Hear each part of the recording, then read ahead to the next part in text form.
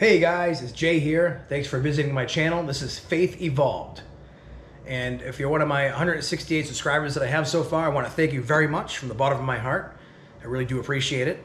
And for the folks that are just joining for the first time, well, check out the video section. And if you like what you see, please subscribe below and hit the notification bell, and you'll be one of the first to know when I release new videos. Anyways, I want to get into the topic of today's video, and that is the dark night of the soul, specifically from an INTJ's perspective.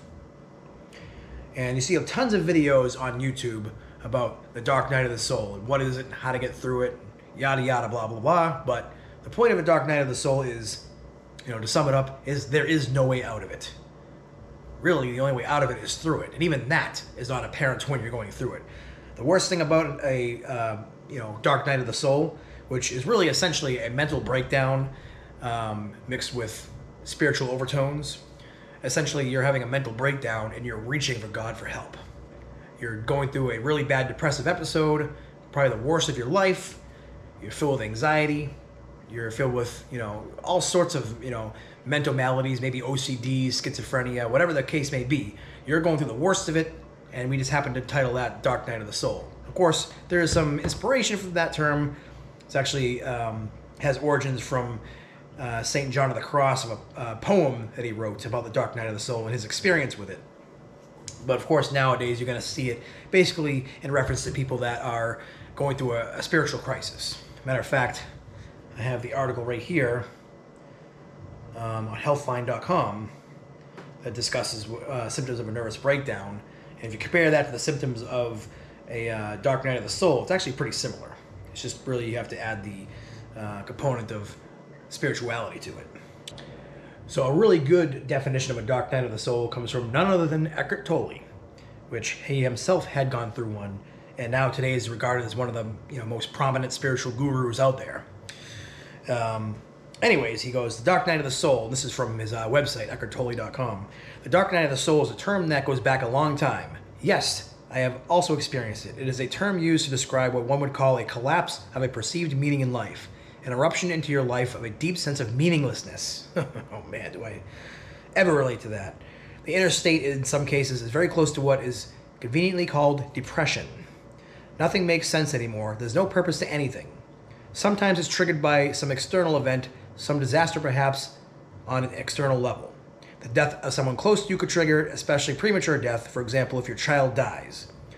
Or you had built up your life, given it meaning, and the meaning that you had given your life, your activities, your achievements, and where you are going, what is considered important, and the meaning that you had given your life for some reason collapses. So, specifically for me, my dark night of the soul did encompass a period of, I would say, 6 months where I was deep into it, and about a year overall from beginning of it to where it started fading away. And now I can say that I'm on the other side of it, and I feel better now than I did before I had the dark night of the soul. And if you're going through a dark night of the soul right now, you're dealing with a mental breakdown, if you will, with a spiritual crisis mixed all together. I know you hear all the time, oh, it gets better, oh, don't worry. None of that crap means anything to you when you're going through it. When you're going through it, you feel hopeless, despair, that there is no hope. You have no proof in front of you that you have hope. And this is a scary part of it. And many people might not want to hear this, but some people don't make it. And when I say don't make it, don't get scared. I don't mean make it eternally. I mean on this earth. Some people do succumb to it and commit suicide. In fact, I was reading an article about this guy who was going through exactly what I was going through, and he committed suicide. So there is a point where, there's no guarantee. You might not make it through this. Now, why is that comforting? That in and of itself is not comforting. What's comforting is knowing that it will end someday. Either at your hand, God's hand, circumstances. This is not forever. This earthly experience that we have is not forever. And I don't condone suicide at all whatsoever. I do think that it cuts short any learning opportunities you might have in this life to grow and expand, and it might get delayed or just put off to another life. Maybe I don't agree with the doctrine of reincarnation on the same planet, but I do believe that we do get new bodies and we have another life after this, and we ascend throughout all of eternity, closer and closer to God or source, whatever you want to call the intelligence that is what made creation. So that being said, yes, there is that point where you know that you feel like you have no proof that things are going to get better. So I got to kind of go back to what started this whole questioning and meaninglessness and depression and anxiety in my life. And it really went back about 10, 15 years ago when I started questioning just, how can a loving God send his children to a place of eternal conscious torment? Now, if you heard that doctrine before, you know it's an evangelical theology, essentially, Christian theology. And just, I remember driving down the road one day. Lots of things happen to me when I'm driving down the road. Thoughts that occur to me. Some of the best moments of my life are driving. Anyway, so I'm driving down the road one day, and this thought occurred to me, I remember when I was a kid, I put my hand on the stove. And you know what that's like, right? You put your hand on the stove, and even for a matter of seconds, I can't even say seconds, really a matter of milliseconds, to maybe a half a second at the most, your hand is on there, you know how bad that hurts. And you're reminded, every time you see the stove for the next few days or weeks afterwards, that you got to be careful, make sure the stove is off, and not to touch it ever again when it's on. So you remember that pain. And then I just thought of that pain and thinking, man, so not only in hell you're feeling that pain, all over your entire body, you're feeling that pain for all of eternity. And it's 10 million times worse than that. And there's no escape. And that just made my mind just exploded with just a sheer terror and this hopelessness and despair of a place like hell. And how in the world could a loving God, because I was brought up in the Christian church being told that God loves everybody, but if you don't accept his plan for salvation, you're going to go to hell and get tortured. You're going to get pitchforked by the devil, and you're going to have lava poured down your throat and spikes up your, you get the picture. Hopefully not, but yeah. So essentially that was, in the back of my mind. And of course, the preacher would never really talk about hell very much because, it's one of those topics that everybody kind of skirmishes in their pew because it's, certainly not something you want to think about God doing to you. And of course, some Christians say, oh, it's not God doing it to you. You're doing it. You're choosing it for yourself. Who in their right mind, even if you're psycho in your off mind or wrong mind, would decide to send yourself to a place of eternal conscious torment? It is the, fate worse than death. It is the worst possible thing that you can possibly ever happen to you in all of eternity, is to be stuck in an eternal torture chamber. There is no worse, tell me a worse fate than that. You can't. So, and yet this God loves you. And somehow, this is George Carlin's thought, he can't seem to handle his money. So he needs you to send him 10% of all your, profits or whatever, or income. Anywho, back on topic. So that got me questioning the character and the love of God. So, and of course, when you're raised in a strict Christian home, and there's, this, things that are happening that probably shouldn't be happening, fill in the blanks. All parents make mistakes, but, you get confused about the character of God. What kind of father, would, punish you, or what kind of father would send you to, hell? What kind of father would, almost have this like mocking aspect to his wrath, So it started with that. And then, eventually I did some research and found some articles on the internet that talked about a theology called conditional immortality. Which basically states that, if you don't accept salvation, then you will be basically annihilated. So that's when I was able to justify in my mind, okay, you're just offed. You're just snuffed out of existence if you don't accept God. And that helped me get over that little hump. But, as time went on, I met a woman, got married, and, we adopted a couple kids together, and we lived together for 9 years, almost 10 years we were married. And during that time, I was always spiritually hungry, always searching for the truth, going to church almost every Sunday and going to Bible study and just doing the Christian thing, but feeling like something was missing. So I'd be on the internet, I'd Google certain search terms like, spirituality and healing, because I dealt with depression and anxiety at a low level for most of my life. And just dealing with, constant feelings of inferiority and worthlessness, and just feeling like my life didn't matter and I couldn't find purpose spiritually. So I was always, ranting and, putting things on Facebook and MySpace back in the day, and even back when Zanga was out. I have I migrated to WordPress. I have stuff going back 20 years, essentially, almost 20 years of me, complaining about my life and feeling not close to God, feeling like I'm all by myself, and, why can't I feel God's presence? Why can't he heal me? Why can't he change me? Why am I always stuck with all these bad vices and bad attitudes and addictions and all these different things I struggle with for my entire life? And I discovered people like Eckhart Tolle and Teal Swan and Esther Hicks and tons of other spiritual teachers and gurus on YouTube that got me thinking, maybe the Bible isn't literal, maybe there's just men writing down their experiences with their limited knowledge from their time frame in the history. And I just kept looking. I just kept searching. And, then I would discover near-death experiences. And, a lot of times completely contradicting the Bible. That God loves everybody and we're all a part of God. And it's just like stuff way beyond what I was ready to accept at that point in time. So then I discovered the most important book in my life so far. There's actually 3 of them, but the one that started it all for me was the Urantia book. And I actually kind of found it by accident. I mean, I was searching. I was on, Amazon Audible looking for books. And I typed the phrase Christianity, spirituality. Just those 2 words. And the Urantia book came up, the nice blue cover with the, the tree and the blue sky and, the earth. And just that just grabbed my imagination. So, the mysteries of God, the universe, Jesus, blah, blah, blah. And I was like, wow, I need to check this out just out of sheer curiosity. And I discovered it was a 3-part book on Amazon Audible. Technically 4 parts, but they put 2 of them in one. So I downloaded the first one and I was on my lunch break listening to it. And I was like, this is interesting. And just the way it explained God and his character and his relationship to the universe and to the individual. And just, really just starting to feel like something was, different about this book, And I didn't realize at the time that it was a book that was supposedly channeled through angelic beings through a sleeping subject. I know they don't use the word channel, but you get the picture. It came through someone that was sleeping, and the words were written down, and they asked questions, and they got answers, things like that.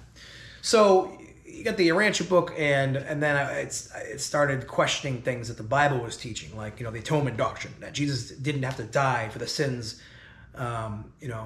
of man to appease an angry, wrathful God. Okay, so it said that evolution was a thing, which really hurt me a little bit at first because I was like, what? I spoke out against evolution, and I was a big Kent Hovind, 6-day or 7-day, whatever it is. The Earth was created in 7 days. New Earth, the Earth is only 6,000 years old, so I was a New Earth creationist until I found the Urantia book. So, and Noah and the Ark, that was a regional thing, not the entire world being flooded. There's so many different things that the Bible says happened that the Urantia book says didn't happen or happened differently, and it got me questioning things. But every time I would hear it, I would say, you know what? It's hard to believe this, but it sounds so true. It almost makes sense. It confirms what I always thought or, I had suspicions about. And I don't know. I just said, let me just keep listening to it. Because there was times I wanted to stop listening to it because it just was so out there, so outlandish. But as I finished the book after a few months of listening to it, I was on board with it. It was the newest revelation to mankind of God and the universe and the cosmos. So, and then, of course, came the fallout. Because I was going to church at the time. And, of course, I'm the kind of person that when I find something that just fascinates me and intrigues me and honestly fills me with happiness and joy, I can't help but to share it. So I was sharing my discovery of the Urantia book on Facebook. Big mistake. Well, I don't regret it now, but, people were lashing out at me saying that I'm being deceived by the devil and, that, I'm in sin and that I got to be careful. I even lost some friends over it. Matter of fact, the rabbi, when I was going to a Messianic Jewish congregation at the time, who married me and my wife, now ex-wife, said, you're a dangerous man. And he had to block me. And I had a couple other friends that said that they can't consider me a brother anymore. A friend, but not a brother. Or just stopped talking to me altogether. So I lost some relationships, long-term relationships over this. And, I even got confronted by the pastor of the church I was going to at the time. In fact, it was on me and my wife's 9th anniversary, of all things, that we went into his office. And basically, I was put on the spot and, basically felt like I had to defend my decision to believe in the Urantia book as the newest revelation, and that, that they're worried for me, that that I could lose my salvation. And then I even had one friend tell me that he doesn't even think I was saved to begin with. And I was just so offended by that, but of course I look back and I realize that they're stuck in that Christian paradigm still, so I get it, I would probably say the same thing to somebody else 10 years ago that went off the deep end with some spiritual new age woo-woo or whatever, So anyways, I know I'm rambling a lot. I'm setting the stage for this. So this is the beginning of the downfall. This happened, I think about 2.5 years ago. At this point, almost 2.5 years ago, 3 years ago. So fast forward to, after discovering the Urantia book, no, it was 2 years ago because it was 2019. So after discovering the Urantia book, getting all excited about it, telling everybody about it, losing friends over it, a lot of things began changing in me, because at the time I had realized that me and my wife were not compatible, and that God had spoken to me the year before confirming that I'm to move to Virginia. And so we eventually did, but before we moved, I started developing this condition called sensory motor OCD. And you can Google it if you want to. And I was afraid to actually tell people about it because I was afraid I would give them this condition. But this is a condition where you notice certain sensations of your body and you can't stop thinking about it, like blinking or breathing or whatever. So that started happening, and I didn't know what it was, but I tried to ignore it. But I was going through a lot of anxiety and depression through the idea of being divorced, and then we had a miscarriage. My wife had a miscarriage. That was very hard to go through. And, just different drama within the family. And, once that started kicking in, that was around the time where I was trying to use marijuana, medical marijuana, which is legal in Massachusetts at the time, and lived there, to try to relieve some of my symptoms. And unfortunately, I think it exacerbated it, made it worse. So when we moved, the day we moved, which was, I believe, July 25th, 2019, was a very scary day, because that's when my anxiety peaked way up and I started experiencing new sensory motor obsessions, not just the blinking, but I started noticing other ones, to the point where by the time I got down to Virginia, I essentially freaked out. I had panic attacks. I had to go to the emergency room the day that I got down to Virginia with the stuff still in the truck, the moving truck. And, they gave me some, Ativan or whatever, and it helped a little bit. But, when you start noticing all these different, sensations and you don't know what it is, you're not, educated on it, you start catastrophizing in your mind. Oh no, I'm always going to be thinking about these things. I'm always going to, and some of it was thoughts that would just pop into your head, which is pure OCD. And some of it was just sensations like blinking or breathing. And I probably had about 25, 30 or 40 total different obsessions that I would cycle through at any given time right after I moved. It was to the point where, when I moved down here, the whole plan was to separate. I had rented a house. My wife at the time had rented a condo, and we were to live separately and, see if, possibility of reconciling. But there's some things that went down and within our relationship and family that I decided, nope, this is it. I know that I need to end this. But because I was in such despair, such distraught, this overwhelming, this anxiety and just this OCD was just crushing me, that I felt like there was no hope, that I had to ask my boss to please let me, take some time off. And I begged my wife at the time to let me move back into her house after only being out for about a couple weeks. And I lost, several $1,000s over that, because I had to find another person to replace me and take over the lease. So, of course, that's when I was dealing with that. And then, the depression kicked in too. So I would cycle between anxiety and depression. And the depression was, if you were to ask me which is worse, they're both equally terrible. Anxiety was off the charts, to the point where, I couldn't get myself to just calm down. I would have to just sit there just and suffer through it with no recourse, because I tried taking Ativan, for a few days, actually it was up to a month, but I decided, I need to get off this, because it is going to be a problem that I'm not going to be able to deal with down the road with an addiction of this and being dependent on it. And I was always against prescription drugs, being stuck on them for long periods of time. So I said, you know what, that's it. I'm going cold turkey after not even a month of using that, and that was hell to get off, even after only just a month. And I heard the horror stories. Don't Google, because Googling will lead you down a scary path. Dr. Google is not your friend. So, and the depression that would kick in, it would just cycle to depression, and that was just the most soul-crushing experience. Like this completely feeling like there's just no hope, no guarantee of a future, no proof or evidence that I'll ever be happy again. Just feeling stuck in this low pit. You have this pit in your stomach kind of feeling, and it's just like so overwhelming that you beg God, please kill me, please take me home. And you might even Google ways to kill yourself, which I actually did a couple of times. And I tried to Google like what's the easiest way, most painless way to kill yourself. I remember one day waking up and just feeling so distraught, so just down, like the lowest vibration you could possibly imagine. Like I can't even express into words. Like you see these charts that they have where they show you, being at the lowest vibration, which is shame and guilt. I was below that. I mean, it had to be a level below that. I mean, hopelessness is what I would call that. Like this 0, -10. I mean, just like your soul just was sucked out of you, and just existing was torture. That's below. That's whatever vibration that is. I've been at the absolute bottom of that and below, and I can probably guarantee you that most people have not experienced that low vibration that I have. Probably people that have committed suicide are probably the only people, or attempted to, or things like that, probably can relate to that, feeling that low. And at that point I could relate to them as to why they want to kill themselves. Man, I have to feel like this the rest of my life? Screw that, I'm out of here, But I was too scared to kill myself. So I was stuck. Like, well, I guess I'm stuck on this hell.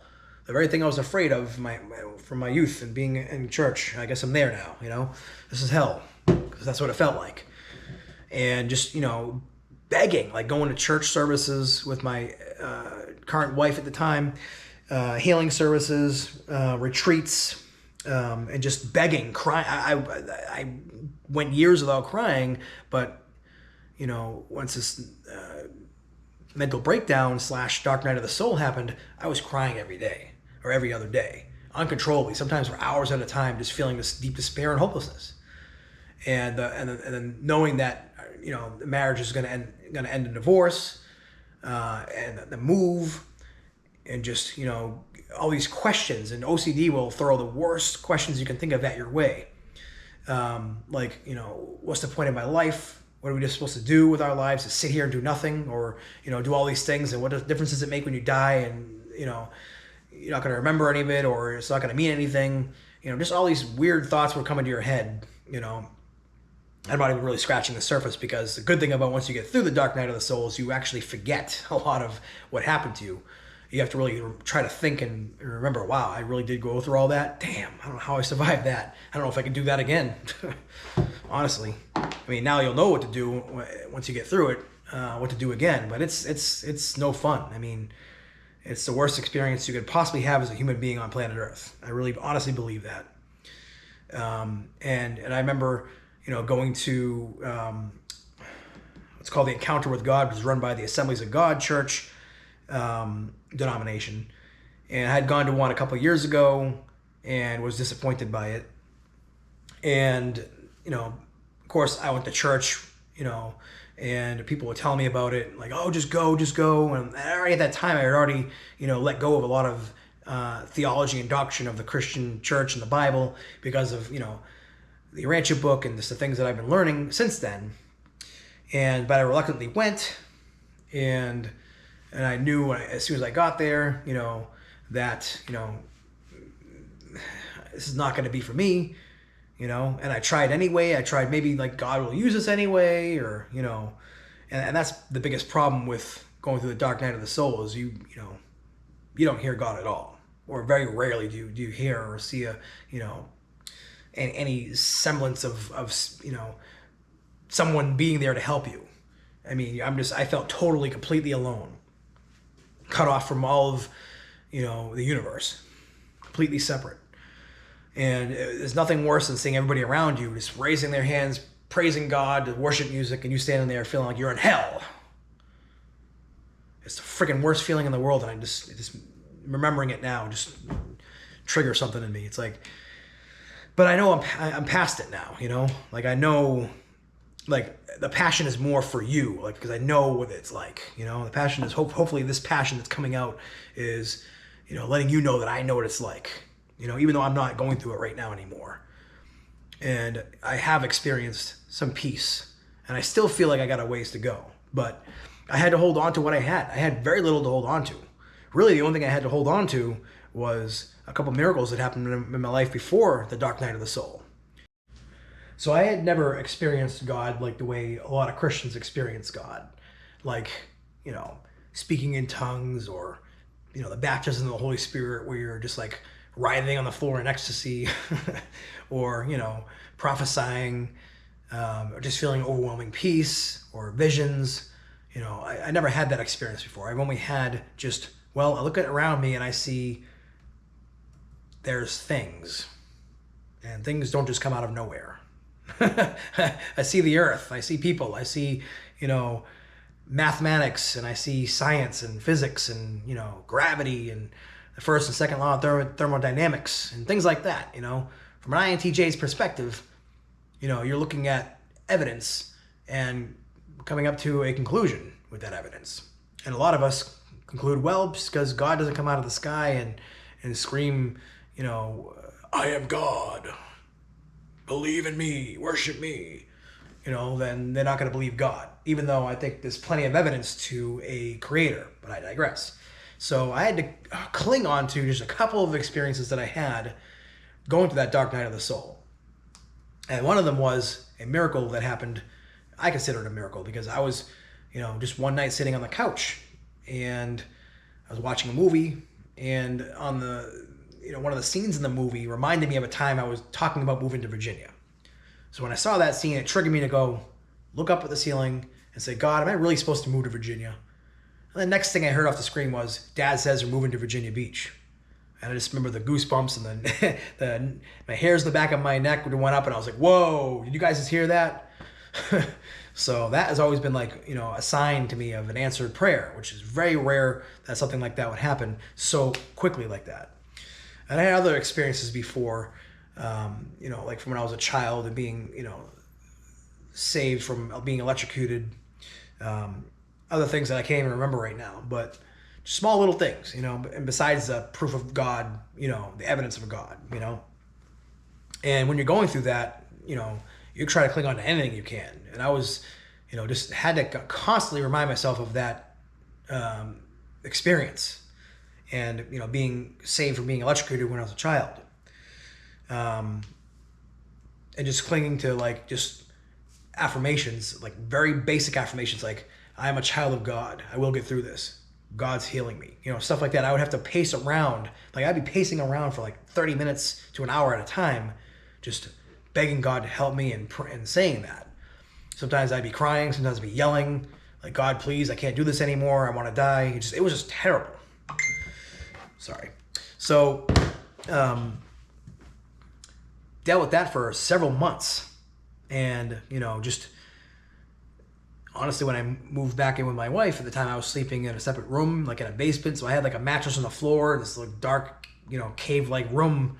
And I was just like sitting there suffering, and thank God I had a job where I was able to work from home.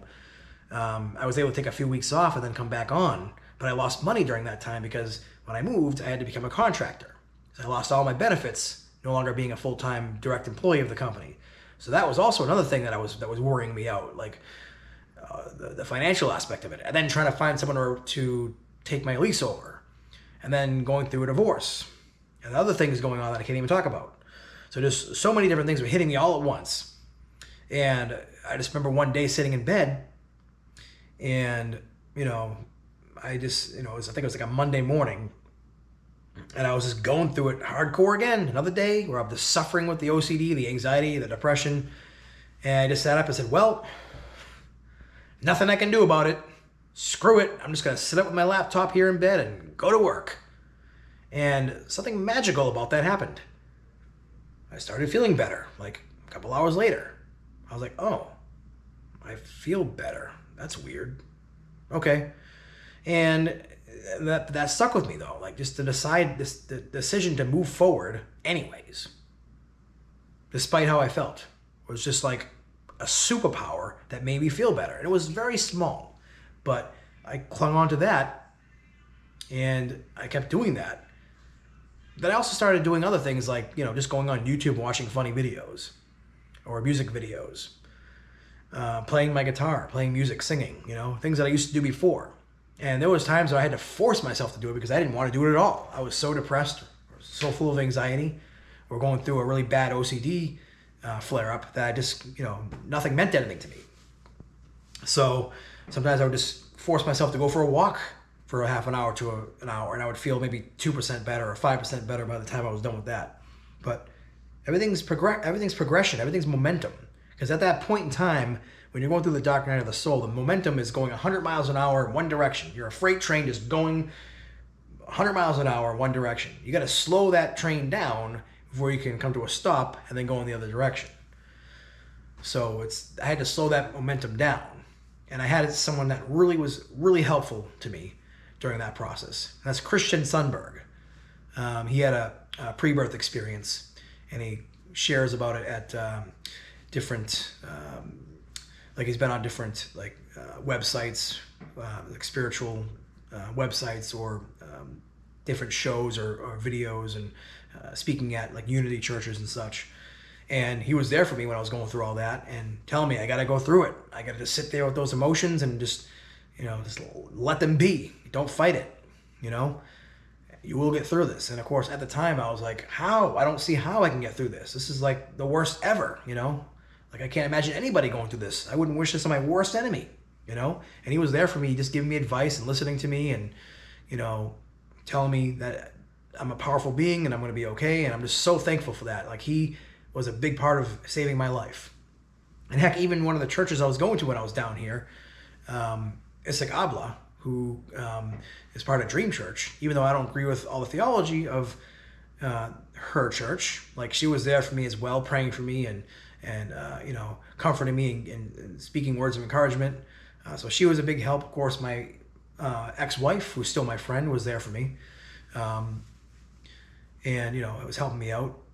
And, just different, spiritual resources on the internet. But the biggest thing was having to decide for myself.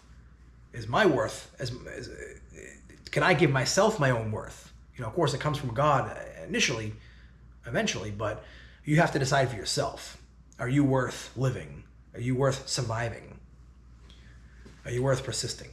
And that was hard because at the time it didn't feel like that, this current experience is not worth preserving. This sucks, I don't want to go on like this. I don't want to exist in this, I know people believe that we are kind of like living in avatars here, which I do actually kind of agree with that. Or, this is not really who we are. We're a spiritual being and we've, downgraded, if you will, from that powerful spiritual being to this avatar that we're now inhabiting. And we're, very, very limited and dense in this 3D world that we're in now.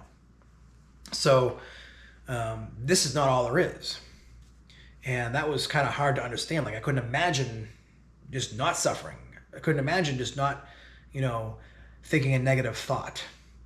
How is that even possible to not think a negative thought, But it all comes down to your mind, how you interpret things. And another big resource that was helping me through that, and I was in the throes of this when I discovered A Course in Miracles. And I was, something in me just said, do the Course in Miracles, And that was a big help too, just the whole process of retraining yourself how to think and view yourself in God's eyes instead of through the ego's eyes. And that, doing those lessons every single day somehow in some strange way helped me, and now I know why, but back then I didn't understand what the A Course in Miracles really was I didn't even finish reading the whole book. I just said I'm going to do these lessons every day, and I've been doing them not consistently, but I'm up to lesson 140 right now. But I would sometimes take 2 or 3 days to do one lesson. So I started that in I think late 2019. So I'm taking my sweet time, of course.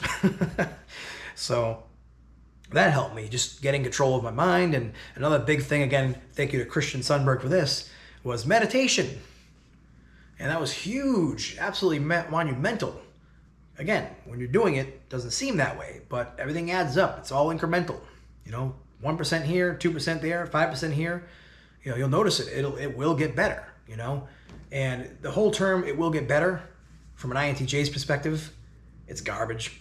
When you really think, if you think about it just at face value, when someone says, oh, it's going to get better, oh, this will pass, blah, blah, blah, blah, blah. Not if you don't do something about it, bro, sister. Not if you don't do something about it. And I know that sounds like, oh, it's all up to you, but think about it. If we're co-creating with God, we do have to make that decision. It is a high, tall order. And at the time when you're going through it, it feels like, oh my God, I'm responsible for my entire life. I'm responsible for my thoughts and my actions and how I respond and all this stuff. But that is also a huge, once you get on the other side of it, and once you try to change your perspective on it, that's huge. You can literally change your mind. You can literally stop going to catastrophizing or stop the negative, attaching yourself to the negative thoughts. They'll still come in. You'll still feel those negative emotions, but you don't have to, latch onto them. You don't have to assign, those thoughts and those feelings to who you are as a person, because that's the biggest reason why you're going through this. So just the words, it's going to get better, don't mean anything in and of themselves. You do have to believe it. But here's the thing. 2 + 2 = 4. There are some constants. There are some universal truths. If you think about, what it takes to build a great nation or a great company, nobody does anything just usually by themselves. They usually need help from somebody else. Cooperation, to build a great starship, like in Star Trek, to make it across light years and find other civilizations. Usually it's going to require a lot of cooperation, a lot of people working together with common ideals, and just tolerance to other people and other, cultures, and just overall just brotherhood of man. You need to have a certain level of cooperation is what I'm getting at. So if you think about the universe and, creator of that universe, most likely is going to be benevolent, not malevolent. Most likely there's a reason that we exist, because we wouldn't be here if it wasn't for some kind of purpose. So you got to look at it kind of that way. It's not necessarily that, just keep going on with the dark night of the soul and you're going to get better. Time does sometimes heal, and I'm sure there's a little bit of that, because you can only, and the reason for that is really your brain is, right now you're dealing with what's currently happening in your life right now. You don't remember, 20 years ago or 30 years ago when you were maybe a kid and you tripped and fell and scraped your knee and you were crying, and maybe your parents said, I'll give you something to cry about. You're not thinking about that. Maybe subconsciously it's affecting you in some ways, but you're not constantly feeling terrible about that. That happened a long time ago. And you rarely remember events that happened a long time ago. So they're not affecting you in the moment. Whereas, in the moment you might be dealing with something, catastrophic. And of course you're going to be, wondering, how is this ever going to end? Here's a good analogy.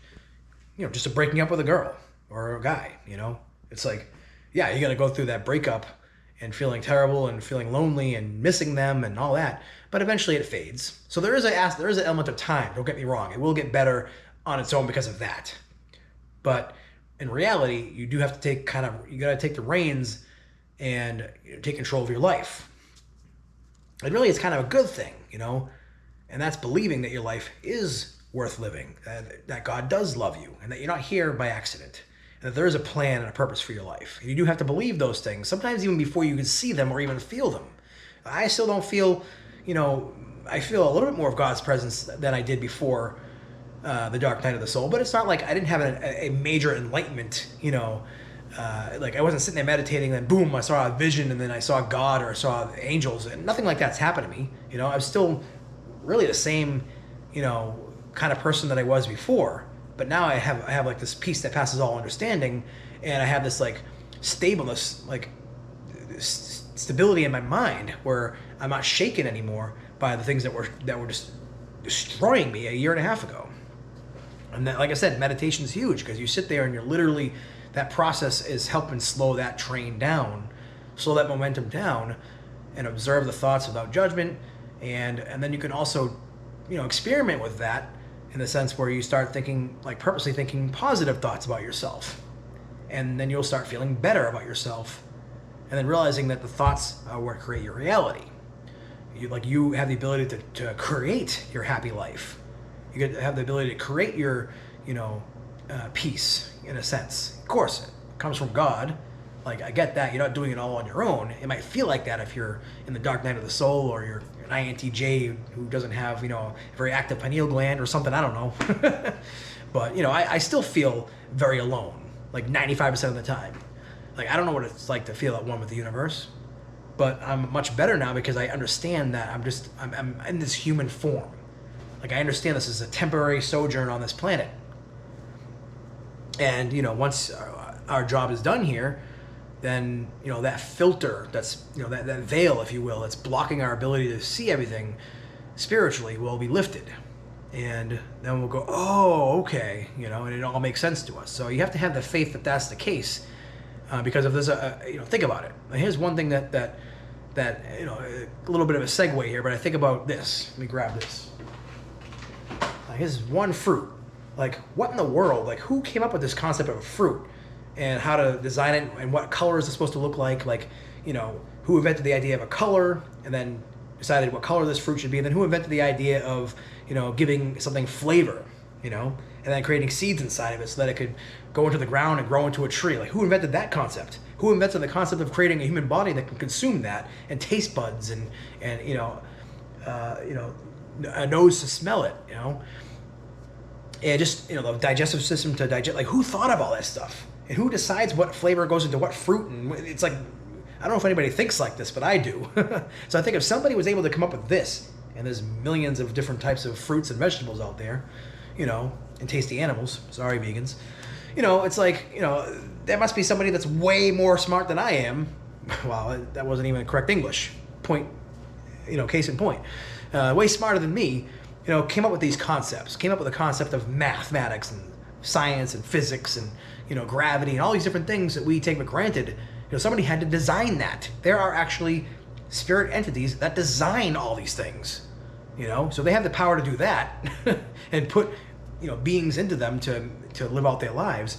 Then they must have other powers. Maybe those powers happen to be love, joy, peace, happiness, I think they would enjoy what they're doing. I mean, you would have to, otherwise why would you do it?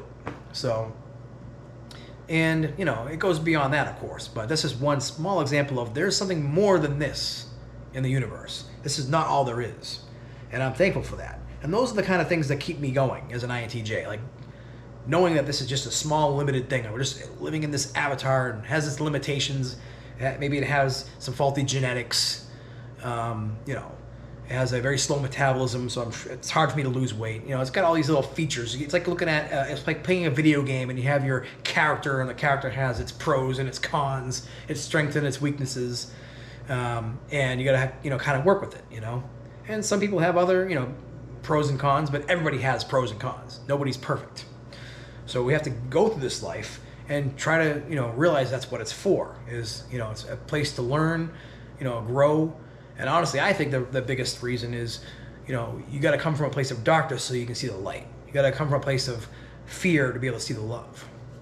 And that's what this experience is about is, once we get there, we'll go, oh, wow, now I can really, truly understand love. And if you're going through a dark night of the soul, you're really going to appreciate that.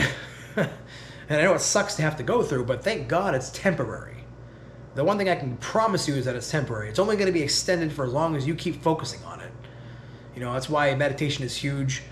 Doing the things you love is huge. Just going on with your life is huge. Those are the three biggest things besides spirituality that I would say are going to get you out of this. You got to get through it, but it'll get you through it quicker. And, the biggest thing, like I said, just go on with your life. Don't waste your time Googling, symptoms of your particular condition. That's just going to extend it. Don't wait. I mean, and I would even say, if you can, avoid prescriptions unless you really need it. I'm not a doctor, so this is not advice. This is my opinion that it's only going to cover the symptoms of it. It's not going to get to the root. And if you need that to get through that, that's fine too. There are people that need prescriptions to get through that. But I would say if you can avoid it, great. Even better.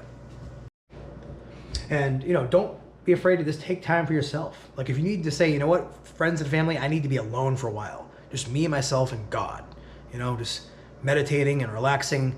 It's huge to be able to have less stress and less obligations for a little while you get better. If you can afford a sabbatical, if you can't afford a sabbatical, if you can find out how to get disability for a while, short term or long term, that is crucial. This is your life you're talking about here, And I get it if you have obligations. Financial obligations are not as important as your soul's obligations. But be true to yourself, In the end, this is the reason why you're going through this dark night of the soul, is because you haven't been true to yourself. You've been following what everybody else has said that you're supposed to do, your church or community, family, and it hasn't served you. And you've wondered why. Like, why is my life falling apart? Why is everything going to hell in a handbasket right now? It's because you denied yourself for so long. And sure, maybe you have been selfish. Maybe you were like me and just sometimes went into your office and went on the computer and played video games or whatever, or when you came home, instead of greeting your kids, you went out back to the garden or something, And you can sit there and guilt yourself over that, but has that helped you at all? No. And the last piece of advice I'm going to give you is this. Stop guilting yourself. I mean, that is huge, This is another little quick story I'm going to give before I end, is I was driving down the highway about a year ago, still going through, the depression, but not as badly. And I just remember thinking to myself, man, I don't know if I'm ever going to be happy. I have no idea what that really feels like anymore. Like, can I really ever truly be happy? Will I really truly ever be at peace? Especially when going through the OCD, it's like it takes your peace away so quickly, your head spins. And, and then this strange thought came into my mind. Like, wait a second, what is this question? Like, let's look at this question. Let's take it under a magnifying glass and really look at it. Who's telling me that I can't be happy? Nobody. And if anybody's really telling me, it's my own self, my own mind, convincing myself that I'll never be happy. And I decided at that moment that I'm not going to believe that anymore. I'm going to change that thought. I'm going to decide to question it. That's the first thing to do, is question the thought, and then really analyze it, and then really decide at some point, is this really what you want to believe? Is this really your truth? And if it's not, think something else. You don't have to feel it right away, and you won't feel it right away, I can guarantee you that. And that's the biggest thing about this whole process of the dark night of the soul and anxiety, depression, or any mental disability for that matter, is it really comes down to a thought disorder. A thought about yourself and a thought about how God sees you. And it does translate into emotions. And those emotions are telling you, no, that's not how God feels about you. That's not the truth about you. And it's a warning sign to try to get you back on track. And sometimes the warning has to be like a hammer to the face, which is the dark night of the soul. And you really have to, and if you're an INTJ, like I said, you really have to use the thoughts. It's like a superpower, like using your thoughts to question and analyze these things that you've been believing your whole life. And again, you create your own reality, folks. And, I'm saying this almost in faith because I know I've seen it, but I have a ways to go, Like, I'm still working on, weight loss and getting in better shape. I'm still dealing with tons of loneliness and not having any luck with dating now that I've been divorced for a year. So, and I'm trying to work on, what do I need to change about myself, or what I think about myself, more importantly, that's blocking me from, having relationships. So, there's still a lot of work to do. The work is always happening while you're on this planet. It's never going to end, but when you realize that it's a process and it's the journey, not the destination, then it takes a little bit of the pressure off. And it's never, ever, ever, ever worth feeling anxious or guilty or shameful about anything. And here's another thought. I know I lied and said that I had one more, but this is really, really important. If the thought doesn't help you in any way, why think it? Or why accept the thought? Because it's going to come in sometimes. And, you know, you have no idea how that's been super helpful. Like, again, it doesn't sound like it's going to work at first, but try it. Test me on this. And then check back with me 6 months from now and tell me it didn't work. And I'll give you $500. Not literally, but that's how, I don't have that kind of money. But the point is, I'm that confident that if you just start questioning these thoughts and saying, you know what, I'm not going to give into this thought. I'm not going to let this feeling take over my emotions right now. Why? Because it doesn't help me at all whatsoever. It's not going to fix the situation. It's so tempting to give into the feeling because, you know, especially when you're lonely, it's so tempting to feel so bad for yourself and get down on yourself. But once you really just ask that question, how is this helping me? Is this going to make me feel better? Is feeling bad about something going to make me feel better? No, it's illogical. You know, Spock would agree. It's illogical. And so I just said, you know what? I'm not going to feel bad about this. It doesn't help me. That doesn't mean don't be concerned, don't be cautious, don't make informed decisions, but feeling bad about something, especially shameful or guilty, useless, pointless, no value whatsoever. So that's going to help you in the long term. That's another big, huge piece of advice. So anyways, I appreciate if you've made it this far along in the video. Please write in the comments, pickles. And then look up Stevie T, because that's where I got that from. Stevie T is awesome. And that'll, if you're feeling depressed, watch some Stevie T videos. That'll pull you right out real quick if you have a good sense of humor.